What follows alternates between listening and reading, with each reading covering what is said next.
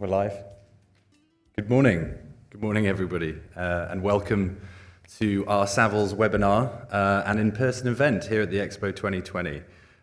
For those of you that have been able to attend the event in person, I'm sure you'll all agree how stunning the venue is here today and how breathtaking it is as well. I'm pretty sure when I was walking in, I felt like I was walking into Jurassic Park rather than a lecture hall. But so yeah, huge thanks to Expo 2020 and District 2020 for allowing us to host this today.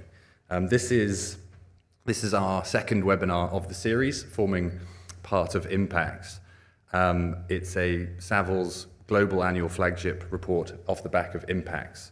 So yeah, very interesting. This is our first in-person event since February 2020, I believe. Consequent engagements have been up until now just webinars. So we're now combining the two. So we're in person, but we're also live streaming to the millions of people around the world that are tuning in from different countries. So welcome to you as well. This year, our Impacts release centers around the theme Evolve. Whilst Evolve characterizes gradual development, Adapt has also been a theme of the past 18 months. And we've adapted rapidly to cope with the pandemic. As we enter a period of vaccinations and other measures that have helped us to look to the future, our behaviors have also continued to evolve as our requirements for real estate has evolved too. If there's one thing that's resonated with me in the past 18 months or so, and particularly since the initial lockdown, is the importance to never jump to any conclusions or generalizations about what to expect. Pendulum swings indicate that trends and adaptations saw in early lockdown have actually, in most cases, already been superseded, and long-term solutions require an evolving mindset. We're quite a fickle bunch, us human beings, and our immediate predictions and feelings are rarely accurate. Today, we're discussing the future of work, and we'll question our esteemed panelists into their areas of expertise and sectors, asking questions like working patterns and whether office space will likely adapt. Will our homes need to adapt too? Do we all want to evolve how we work, or is it different for each generation? Are these changes a good idea, or are they likely to have unintended consequences? As owners and occupiers adapt, evolve and improve their strategy, especially in the workplace. In response to the pandemic, we launched the Savills Office Fit Survey in 2020 to provide practical insights and design-led advice from our global colleagues. A year on, we carried out a follow-up study to understand how perceptions around workplace have changed. As part of the study, we analysed responses from over 100,000 respondents, made up of landlords, tenants, and office workers from across EMEA. And our findings indicate that the office remains vital, not only as to promote corporate culture and success, but it also plays a huge role in the recovery, offering normality and reconnection. Our findings indicate a clear shift in favour of offices as a place that facilitates and supports mental health, promotes collaboration and productivity. And 87% of all the respondents believe that the office remains essential for successful businesses to operate, particularly now post-pandemic. Along with the Office Fit Survey, we also carried out a life after lockdown study to understand how living styles have also evolved in the last 24 months. Whilst there's been a clear shift towards more living space, which has driven demand for larger properties like villas and townhouses, particularly now prevalent in Dubai, proximity to the workplace emerged as one of the top 3 considerations for choosing one's home, indicating a clear inclination towards working in the office. We can discuss these broad findings and more over the next 45 minutes or so with our panelists, which I will now introduce. I'll start with you, Chris. Welcome. I think you're the second. You've done this webinar with us once before, so welcome. Thank you very much. Dr. Chris Payne. Dr. Payne is Chief Economist at Peninsula Real Estate, undertaking research into current trends, opportunities, and challenges in the MENA region and real estate market. Ben Corrigan, First time as a panelist with us. Ben is the CEO of and founder of Blue House Group. Blue House Group is a leading architectural design, interior design, and engineering design consultancy firm. And Ben is passionate about well-considered and robust design. Nadima Mehra is Vice President of Transition at District 2020. Again, I think you've joined us once before, so welcome, Nadima. Nadima joined the Expo 2020 team in early 2016 and is responsible for the commercial development of the District 2020 post-Expo site, supporting its transition into a mixed-use community and innovation-focused ecosystem. Julian Romanet, welcome. Thank you very much. Julian is Deputy Head of Real Estate Investments from Gulf Islamic Investments. Julian has over 15 years of experience in investment and real estate asset management across the world. He specializes in cross-border investment structuring for conventional and for Islamic vehicles.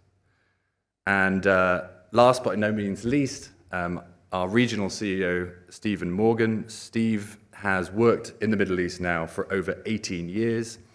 As Savills regional CEO, Steve regularly communicates with his counterparts across the world and within the wider Savills business. So it'll be interesting to hear his views of how our business, as well as our clients' businesses, are feeling about their workplace into the future. So let's probably set the scene. And maybe, Steve, if I can start with you. As a leader and somebody focused on business growth in this region, how important do you think the role of physical office space is in order to achieve your objectives? Thanks, Rich. You know what I think. I am a great believer in the office. I think the office is absolutely key to an organization. I think through the office, you drive your culture as a business, you train your people, and that's how you put the soul in your business.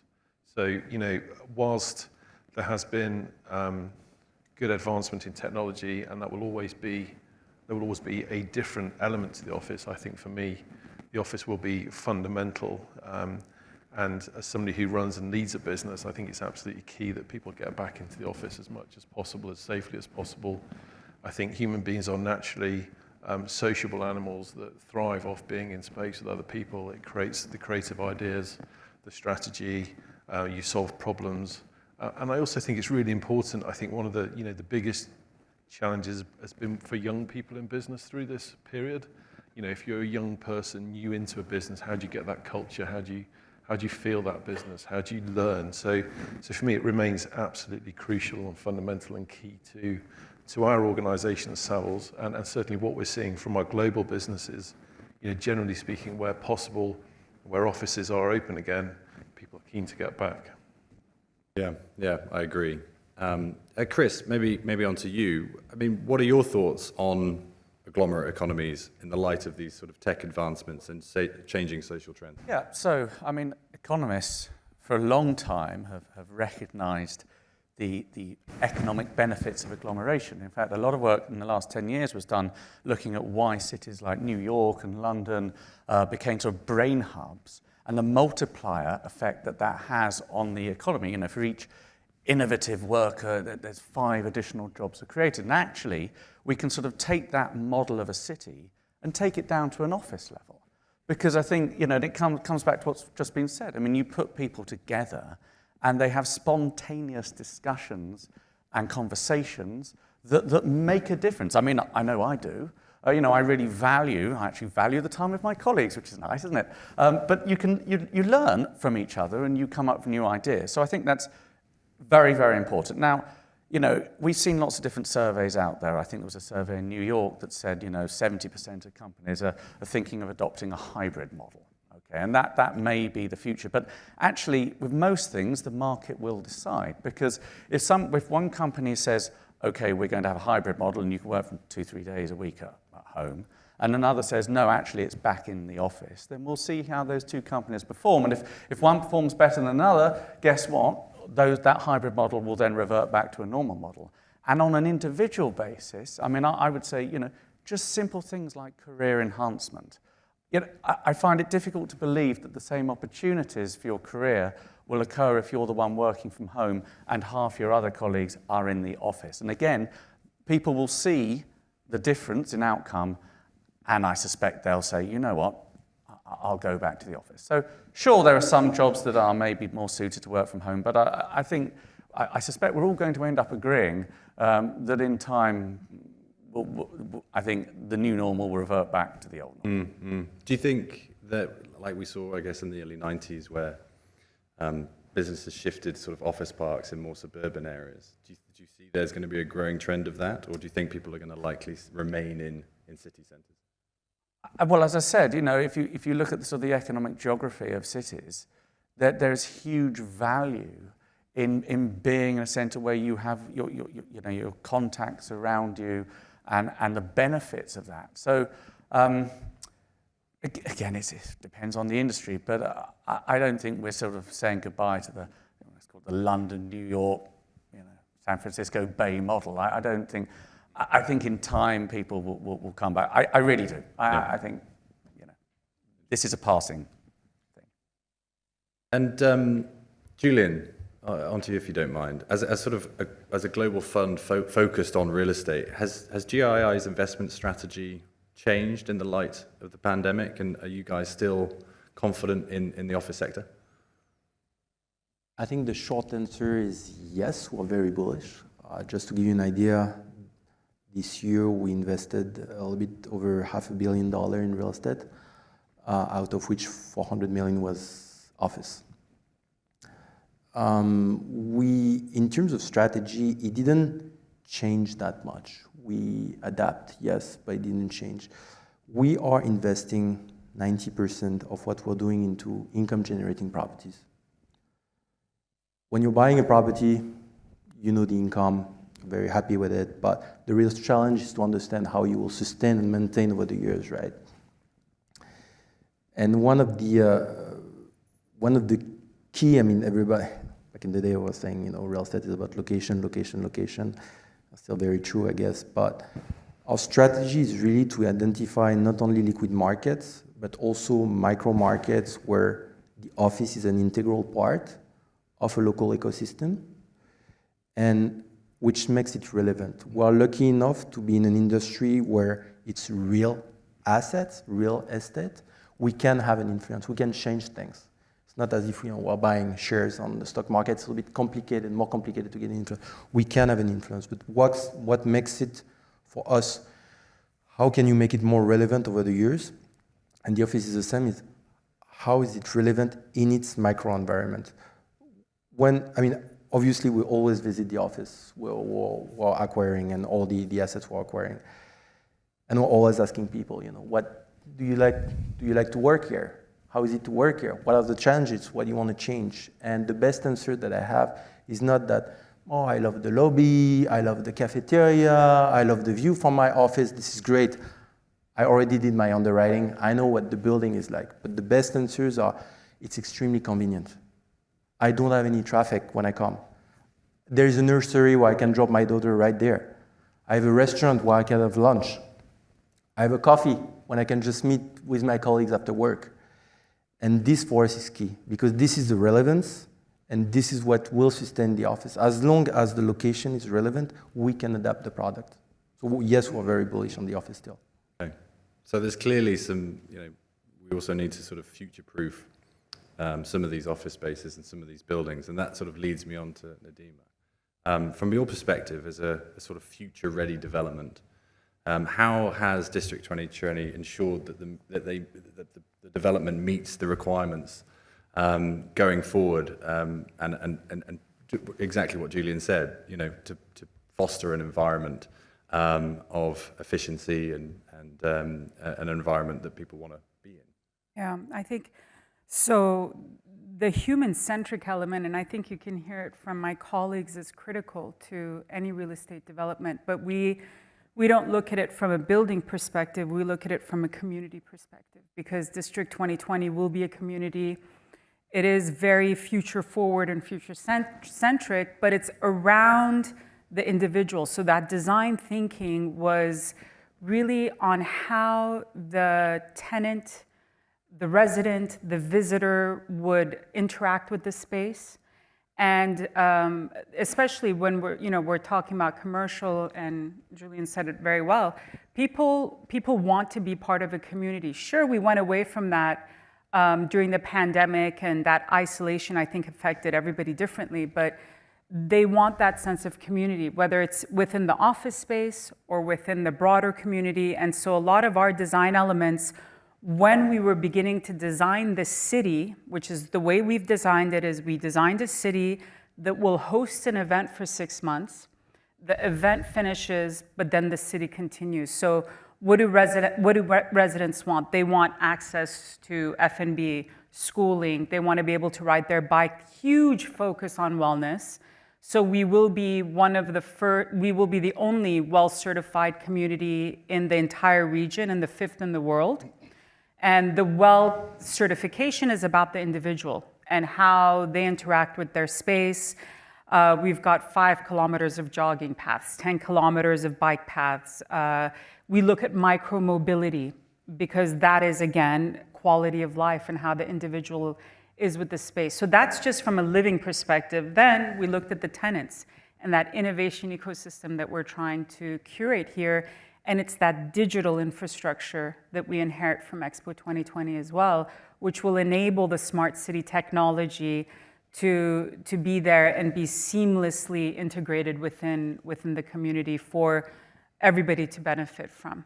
And then again, because of the Expo, I think that's very unique to the country is it's not an office park. It's not a residential community. It's not an F&B destination. It's not a museum.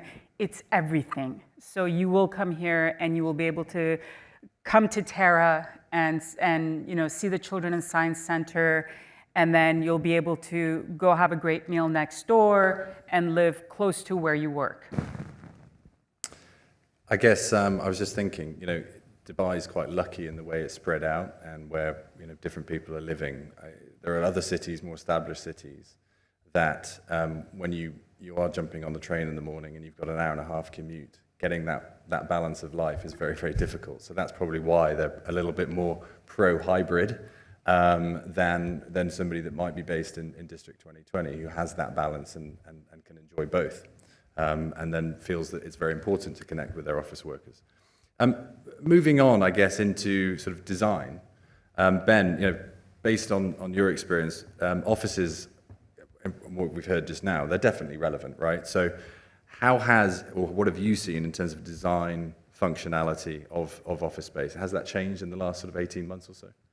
Well, interestingly, in a way, you could argue COVID has done us a favor from a design perspective, because we look at it from a point of view that a lot of the trends that we're seeing now and are being adopted, and the hybrid model is certainly the direction that we're headed into. I think there's almost a global agreement on that from a design perspective, but also from a workplace perspective or occupier perspective. Is that a lot of what we're seeing today were things that we as design consultants or workplace consultants were doing pre-COVID, or encouraging clients to move towards the hybrid model, designing workplaces to be, and I love the term, a destination, not an obligation, right? So the idea of designing a workplace that actually people want to be in, it serves their purposes functionally, it offers them choice and a selection of components, gives them a level of flexibility that if they wanted to work remotely, it doesn't necessarily need to be from home, but 1 or 2 days a week, which is already happening in other parts of the world. Friday would often be from home. But what we found pre-COVID was that we were we knew that there were certain sectors that wouldn't necessarily move in this direction, although we would try and encourage them. And there was very much a sense of, well, that's not for us. We've always done it this way, whether we were in legal or investment or it's for tech companies. That's fine for Google, but it's not really for us. What I found really, really interesting, and I'm looking at this from personally from a consultant perspective, but also at Blue House as workplace consultants, what we're delivering for our customers is that, we all went into this abyss almost of COVID. No one really knew what was going on, and we all, were pushed to work from home. And it really surprised me and us how, you said it earlier on, I mean, our initial reaction is often not the right reaction. So it really surprised us how we'd only been working from home a month, let's say March or April last year. And we were attending lots of webinars and the new normal and various talks about how there was this common belief that working from home was working. And I think ironically, the only reason it was working was as a result of the workplace, right? So, for example, it was working for the first 2 or 3 months because the culture was in place, the relationships were in place, it was forced upon us, and we knew it was temporary. I don't think we expected it to go on as long as it did, but because of the workplace, it was working.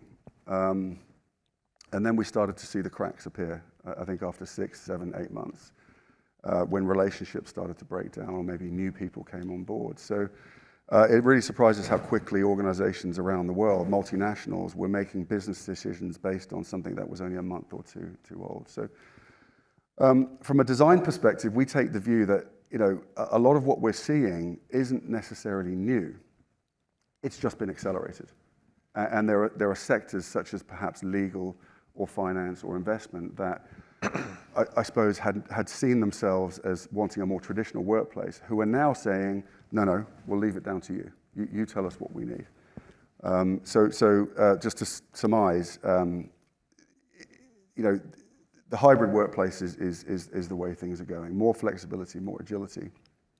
And we've almost seen an acceptance across pretty much all sectors, whether you be in banking or legal or a tech firm, of what the workplace of the future looks like. Yeah, I think my sort of personal experiences there, like Savills particularly, we're multidisciplined service lines, right? So brokers work very differently to the property management team, that work very differently to valuers, and so forth. And actually their requirements at office all differ. So some of them were more pro working from home for a couple of days, and others, they just couldn't do their job otherwise. So it's interesting to see that dynamic and how that changed. In terms of, that's in terms of service lines within our business, but in terms of, you mentioned different sectors needing different things. Chris, if I can come back to you.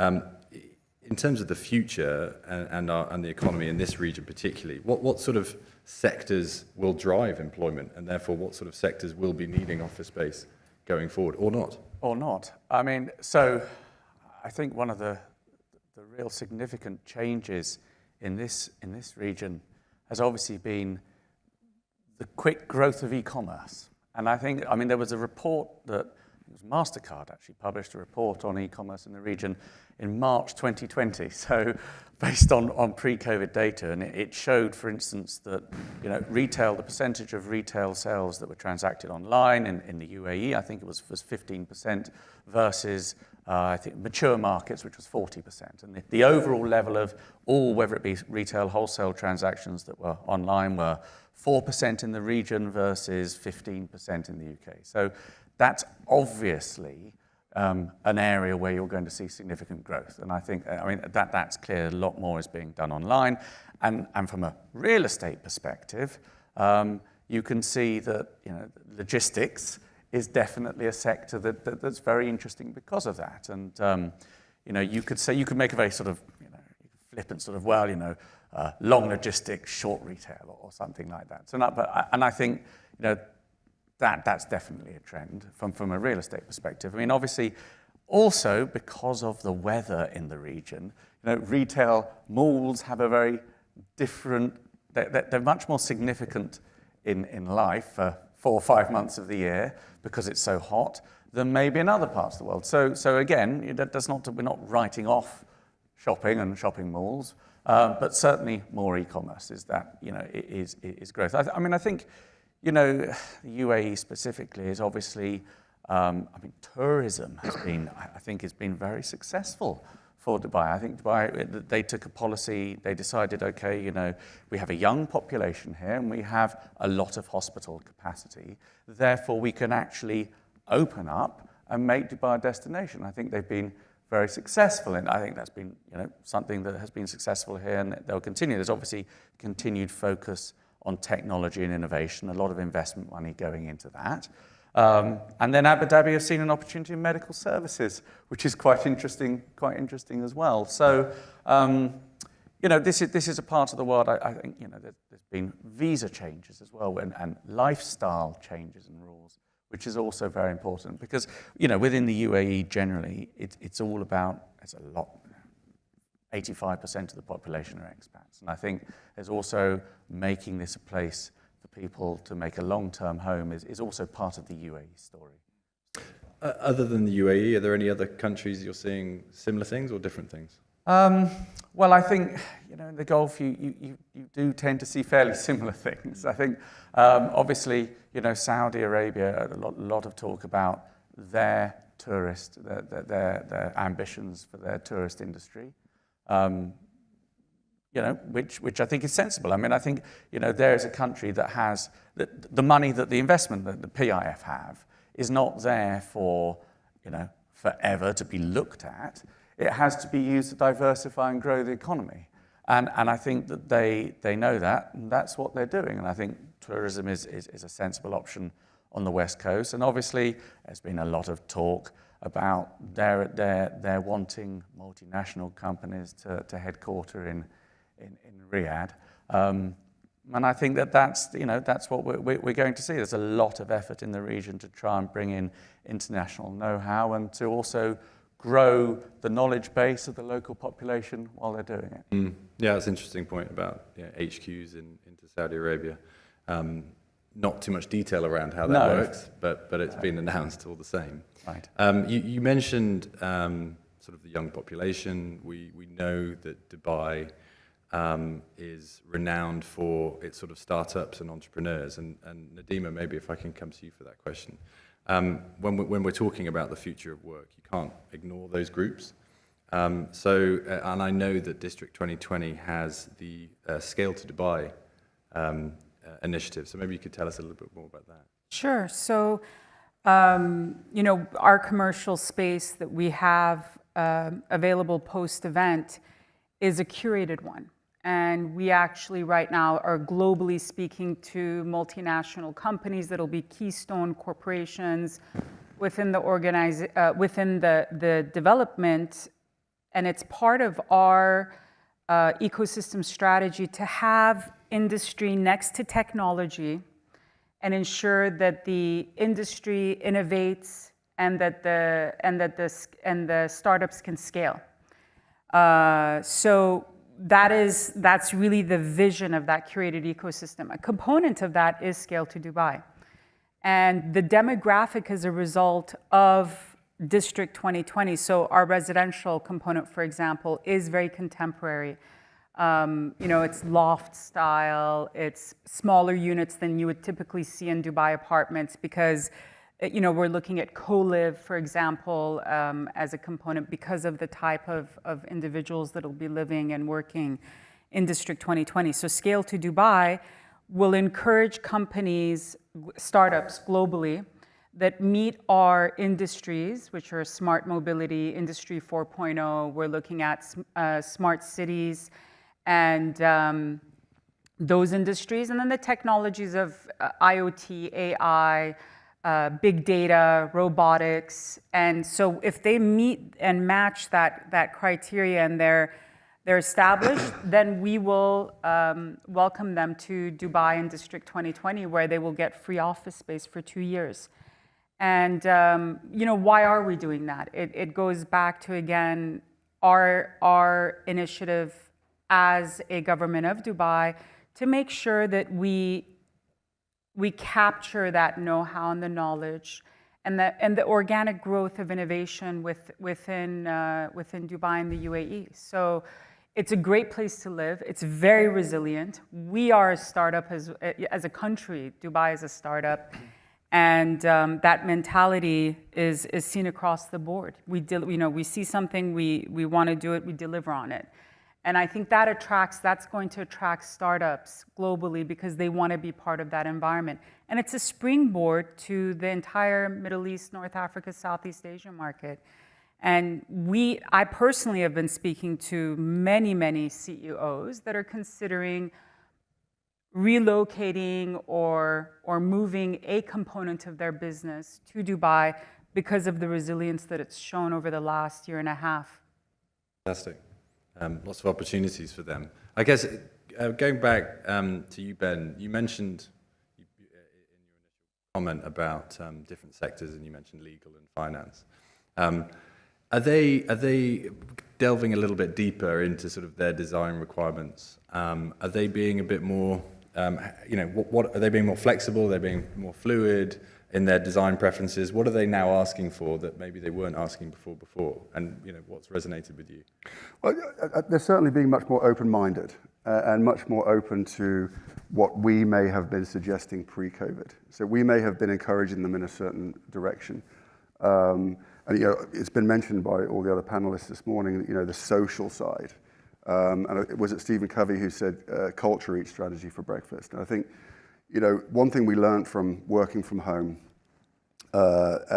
during the COVID period, particularly last year, is that it's very difficult to build culture and a sort of social infrastructure within a business online. And again, there's some nuances depending on which sector you're in. But I think what COVID has done, I'm a big believer in social interaction and the idea of, we design offices to encourage collisions, for example, which is a word we love.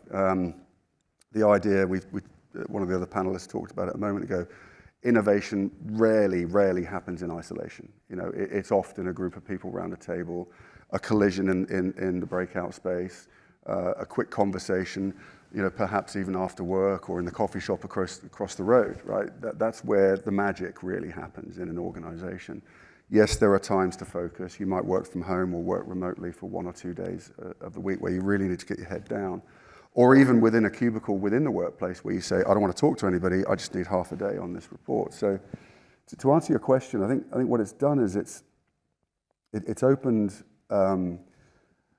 all sectors' minds, regardless of what industry you're in, to the fact that we really need to be designing workplaces that not just build culture, but enhance culture and design them as a social space. That I could work from home today, but actually I don't want to. I need to talk to these people. I need to bump into these people. The workplace gives me everything I need in terms of components. First 2 hours I'm in a meeting. The next 2 hours I'm focusing. So whereas previously we would have seen quite a clear, we cover hospitality, workplace, retail, F&B. Those are our sectors. And 10 or 15 years ago, a workplace was a workplace, hospitality was a hospitality, and there was even a distinction between you couldn't be a workplace designer and a hospitality designer, whereas we're now designing workplaces that are actually all of those things. So whether you're in legal, whether you're in banking, whether you're in tech, whether you're a startup, what COVID has done is it's accelerated trends and it's opened minds. When we're taking a brief with a client on a project, pre-COVID, we may have had a lot of resistance from certain sectors. Right? That sounds great, but it's not for us. Short answer to your question is what it's opened everybody's minds to what we need to be doing to drive culture, social interaction, and those collisions that drive innovation. And to promote those collisions, ironically, do you need more space to do that? No, and I think we don't necessarily agree with the idea that I think initially this idea when COVID was, when we were in the midst of it in, let's say, summer last year, there was all these big banners that the workplace is dead and working from home is working and all of these things, which I thought was hugely premature. We'd only been working from home for 2 months at that point, maybe 3 months, but you can't judge, as you touched on, Chris. I mean, it'll be interesting to see the results of, let's say, an organization that is a hybrid, an organization where everybody's forced to come in, and maybe another organization where they're 100% at home, and then over a 2 or 3 year period, let's see which one of those is the most successful. Not just financially, but in terms of engagement, CSR, cultural engagement in the community, etc. All the other measurements. But I think time will tell. It'll be interesting. We won't really know for I think 2 or 3 years what's really worked and what hasn't. But again, to answer your question, what we're seeing is workplaces aren't getting smaller. They are becoming more diversified within. So you might have almost like a Lego set is a term we use. You have everything you need within the workplace, and so part of that workplace might feel like home. I think it goes back to my point at the beginning when I mentioned about unintended consequences, that we're only going to sort of see those in 3, 4, 5 years' time. Yeah. Some of them will be positive, Yep. others probably not, Yep. and it'll be interesting to see how those develop. Julian, if I could come back to you, in the light of how working styles and economies are evolving and changing, what are the few parameters you consider whilst choosing, I guess, an investment destination? We, as an industry, I think that the industry has been, for the past, I've been working for almost 15 years now, and the industry has been evolving tremendously in the past 15 years. I'm talking real estate investments. At the beginning, when I started my career, it was extremely empirical. We had barely no data, right? I remember sending people, counting the number of cars passing by the building to understand whether that was good traffic, bad traffic, that kind of things. It was fun. Now, especially in PE, it's all about numbers. It's all about data. We are submerged by data, actually. And our crisis is how to find the right algorithm, in a way, how to put all this data together to select the right place to invest and the right building. We are cross-referencing many data, and basically, at the end of the day, we're on a PE investment business, it's all about numbers. Main criteria would be, of course, liquidity of the market, leasing liquidity, prospect in terms of demographics, GDP, access to healthcare, access to education, a lot of different parameters. But I think where the industry got lost in the past 15 years is that now we're trading real estate a little bit like a commodity, which is great in some aspects, because it's true that some aspect of the real estate could trade like a commodity, all right? But we forgot this empirical background that makes, I think our job very interesting, and most importantly for our clients, the actual investment fruitful and sustainable. And I think this was already the case before the pandemic at GII, and it's still more and more the case. How do we fit in the equation these qualitative, basically, measures and qualitative items? As we said, we talked about flexibility, we talked about wellness, for example, all these questions that come back into the table. Now, how do you fit them in the equation? And yes, it's all about the data, but I think where we are excelling at Gulf Islamic Investment is really inputting this component of all these qualitative items and what makes our investment successful and most importantly sustainable in the future. Really, again, wellness, flexibility, agility, feedback from the tenants, et cetera, which are hard to quantify always. Yeah, exactly. I completely agree with you. I think from my side of the business here at Savills, that sort of stakeholder engagement, going to talk to tenants, businesses, homeowners, exactly what makes them tick, what attracts them to something is that quantitative information and data that we sort of crave, because that's ultimately some of the best stuff that you can get. And I guess that leads me on to what we're seeing from our corporate clients at Savills. And Steve, when it comes to their office requirements, have you in the corporate occupier service line, have we been busy? Yeah, so there's a lot in that, Rich, so I'll try and break it down into some constituent parts, but certainly from the UAE and the Middle East, our corporate services team has been as busy as they've ever been over the last 12 months. We did some of the biggest deals that we've ever done in 2020, and I think that's a combination of reasons. I think the UAE had a good COVID, if you like, and it was well handled, and at the same time, I think occupiers perhaps use the opportunity to reorganize their space or re-gear their space. And so, you know, there's been a big continued interest in office space over the last 18 months or so. What we're seeing globally from our investors and the investment side, and I was talking to our regional head of investment on the way here today, you know, office is very much still an asset class that is of interest. If you look at the sort of three significant asset classes, you've got, you know, perhaps retail, logistic, and office. Retail is going through a global renaissance for various reasons, slightly different in this region, linked into the positive renaissance that logistics is seeing, right? But logistics is really expensive at the moment.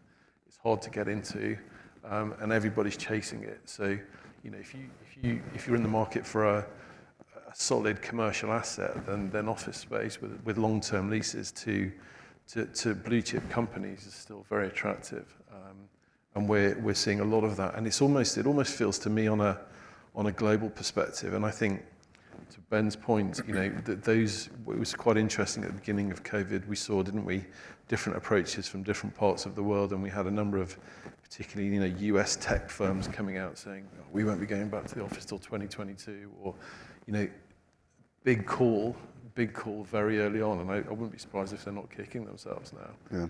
Yeah.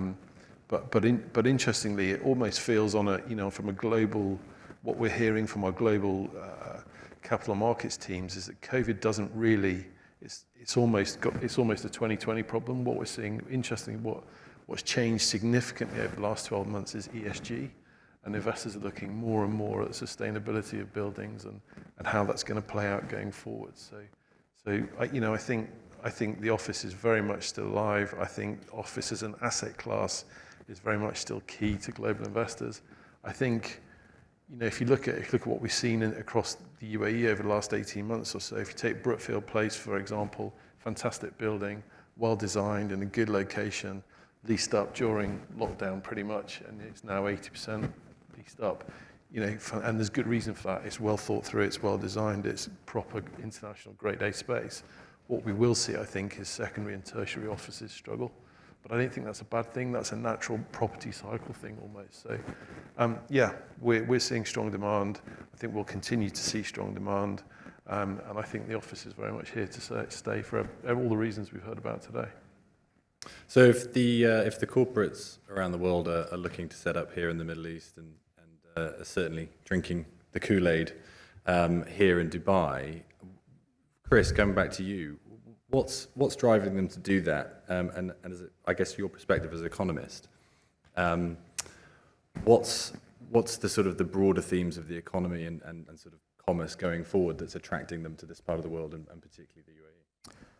Well, I think, you know, if we talk about the UAE first, I mean, I think, you know, I mentioned this before to some extent, which is that, you know, particularly in Dubai, there was a very, you know, it's a young population, okay, and it's a young population that, you know, there's hospital capacity. So Dubai made that decision to open up, and I think I know cases anecdotally, and there, you know, there's obvious evidence on the roads that people have come back, and that more people have said, you know what, whilst Europe, for instance, sorts itself out, I'm actually going to base myself here. I can get visas, I can set up a business, I can do a number of things that the country has done a lot to facilitate, to make easier. You know, ease of doing business, setting up businesses has become, you know, a lot of effort's gone into that to make that straightforward. So, you know, from in terms of as other countries grapple with you know, the issues that have come up, Dubai is actually an easy place to come and quite honestly sit it out.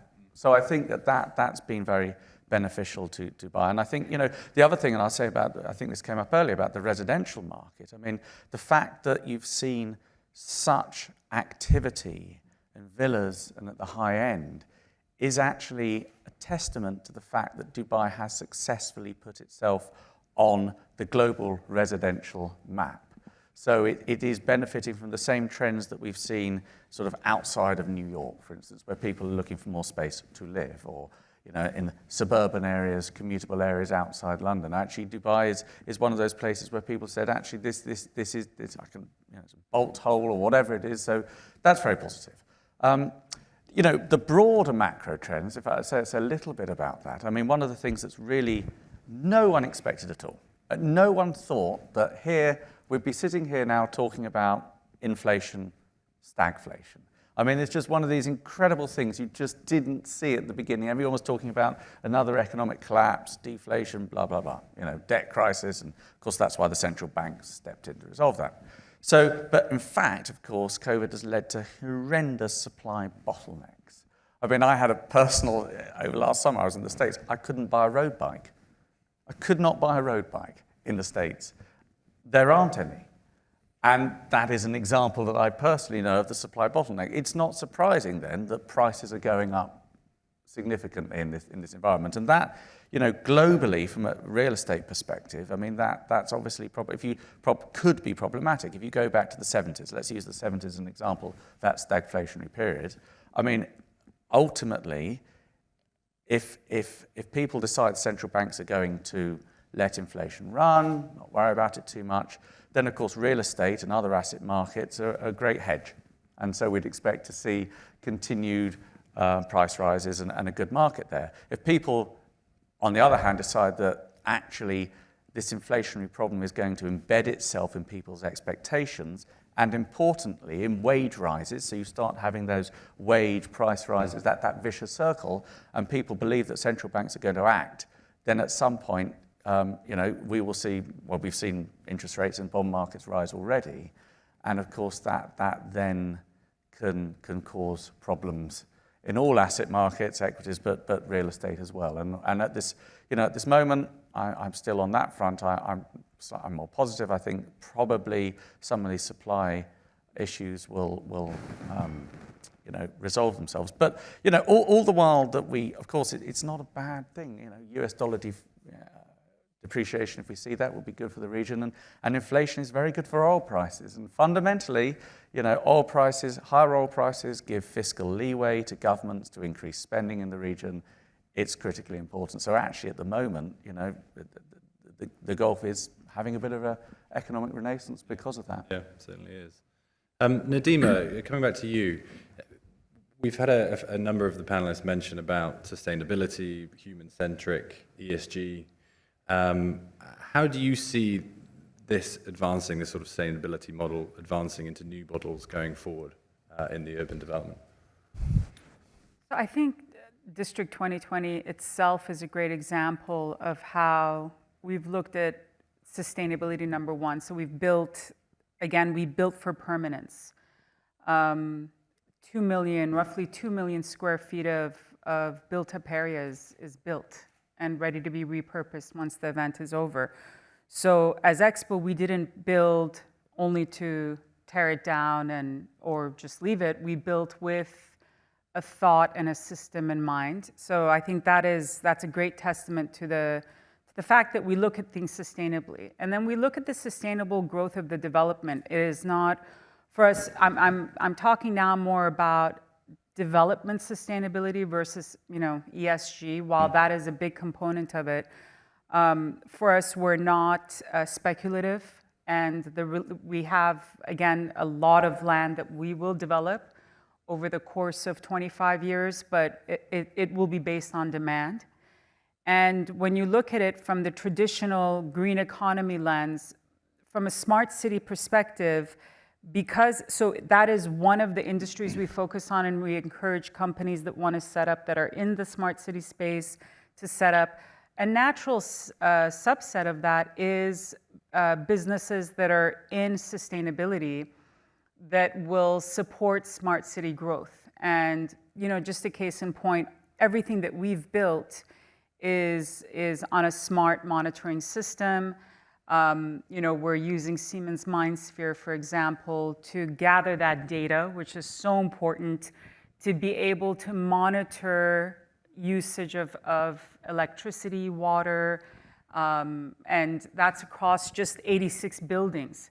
So you can see that, and then we've built from a master planning perspective. with the thought in mind that eventually we will move away from parking requirements that are quite onerous on developers right now. We will see, hopefully, less car ownership, and that'll resolve a lot of the traffic issues that we're seeing, regardless of how much we've, for those of you that live in Dubai, you will have seen there was a lot of construction, road construction, and a lot of that was infrastructure that was being put in place to support not just the Expo, but Maktoum International next door, which will be one of the largest airports in the world when it's completed. So we looked at it from the future of mobility and building roads and networks that will allow autonomous vehicles eventually to circulate on our roads versus traditional vehicles. We have the park spaces and the green spaces. We're looking at urban farms, for example, for the residents and tenants. So there's elements of sustainability that we have throughout the site. And you can see for us, for the customers that we're speaking to and the tenants that we're speaking to, it's top of mind for them. It's very important that they want to contribute now. We're sitting in Terra, which is a pavilion at the Expo focused on how we have to live harmoniously with the planet. So I think it is top of mind, and you're only going to see it grow. Sure. Rich, Yeah. I think if I may just interject there, I think for the title of our seminar, we talked a lot about COVID today, and as terrible as COVID has been globally, we will move on from COVID. We'll learn to live with it. It may never go away. But sustainability is, in my opinion, a much bigger topic in relation to the future of the work, because it's not going away. It's only going to get more and more important. And if you're a global investor investing in an office space, you better make sure you're investing in one that's sustainable, because if you come to sell it in 10 years, you're going to struggle, or you're going to struggle to lease it, because global space occupiers are going to become more and more focused on occupying sustainable space. And I think that's really the key of the future of work. Absolutely. That's what we're hearing loud and clear from our colleagues around the world. It's come on leaps and bounds over the last 18 months. And we're a little bit behind in terms of the region, in terms of understanding the impact of that, I think. Well, that I guess segues quite nicely into the next question for Julian. Post-acquisition of an asset with ESG, sustainability, and everything in mind, what is the asset management strategy? Do you retrofit? How do you manage that asset going forward? I think, as I mentioned, we're investors mostly, for the most part, in income-generating assets. So, as you rightly mentioned, of course, it's good to buy with some income, but if we're not able to sustain that income, that'll be obviously a difficulty going forward, especially on the exit, right? So, I think there are three key parameters for us in terms of asset management that we're looking at carefully, aside from the traditional, I'd say, monitoring of the properties, refinancing, et cetera, et cetera. We're looking, and you understood, I think in the previous statement I made, the experience. The experience of the tenants are an integral part of our asset management monitoring. And we're intensively using PropTech in order to make sure that the experience is monitored and is improved and adapt across the years. That's one. The second aspect of it, that's always what I'm telling to everybody. I think the main difficulty of my job is that I'm at GII, we're investing globally in the local business. All right. So you understand the difficulty of buying an office as we did last year in Paris, for example. It's great. Very proud, French myself, but how do you monitor this asset sitting in an office in Dubai? How do we make sure that we not only hire the best in-class managers, but they are doing the job properly in a way? That would be the second parameter. And the third parameter going forward is obviously upon acquisition, we are evaluating these ESG criteria. The good thing, as I mentioned, with real estate is that we can have, again, we can have an impact and we can modify, adapt, and be agile. When it comes to the E component, that's almost the easy part, right? There are international standards. How do you make your building where it is right now? How do you bring it to the next level? It's technical, almost. When it comes to the S, that's where it's important for us, I mean, coming back to the sense of community, how do we not only buy a piece of real estate, a standalone piece of real estate, but a piece of real estate that communicate within the micro environment around it? And how do we have an impact? How does this piece is essential to the community? How does it feed on the other component, but how also the other component are feeding on this one? How this cycle is working? And we're monitoring that very carefully. And just to find out, I mean, the G for us, that's basically our core business. It's how do we control, and again, that's intensive usage of prop tech across the board in order to make sure that we have the right level of control and counterbalances in order to make sure that we're monitoring this properly. But basically, to summarize, ESG, best-in-class people on the ground, and focus on experience through prop tech. I think we've got time for one question. Ben, if I could ask you, I mean, with the sector that you're in, the business that you provide, what are your, as a business, what are your sort of working preferences and environment to do well in? As Blue House, you mean? Yeah. Well, I mean, I think as a creative firm and as a creative agency, interaction and those collisions and that social interaction is key. But I don't think we're unique necessarily. Yes, when we were working at home, collaborating and brainstorming was very difficult online. It almost didn't work, or it didn't work as well as it could. But I don't necessarily. So again, I'm a big believer in social interaction. I'm a big believer in connection and those collisions and all of those things. And I think it's, frankly, I think it's essential for our industry. But again, I don't think we're unique. I do think that organizations, whatever sector you're in, are putting greater value now, more than ever before, on culture, engagement, the social aspect of business. It's, gone are the days where, as a law firm, we must be in cubicles because we need quiet, right? Or as an investment house, or, but tech companies. I think gone are the days where we distinguish like that. I think we're getting very much to a point where they're becoming much more human environments. And the reality is in any given 8 or 10 hour day, we probably need 5 or 6 different environments within an environment, whether it be focus, meeting, collaboration, encouraging collisions. That's a reality.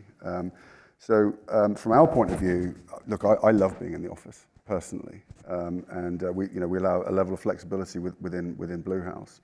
But I don't think we're unique. I do think that, and there are some nuances, obviously, across sectors, but most people I've spoken to actually are enjoying the hybrid model. That I think is the outcome of where we are. Well, look, it sort of concludes, I guess, my questions. Clearly, there's some themes evolving there, and that social human side has definitely come out from everybody. So putting our people first is paramount if we want to be successful, right? So I think that's a takeaway from today. Look, on behalf of Savills, thank you very much for joining us today, our panelists. It's been a great morning. Thank you for everybody who made it today, and also the people who are logged into the live stream. Please do, after this, in terms of forming a further opinion, look at our website and the Savills Impact Report. And otherwise, have a very good day. Thank you very much.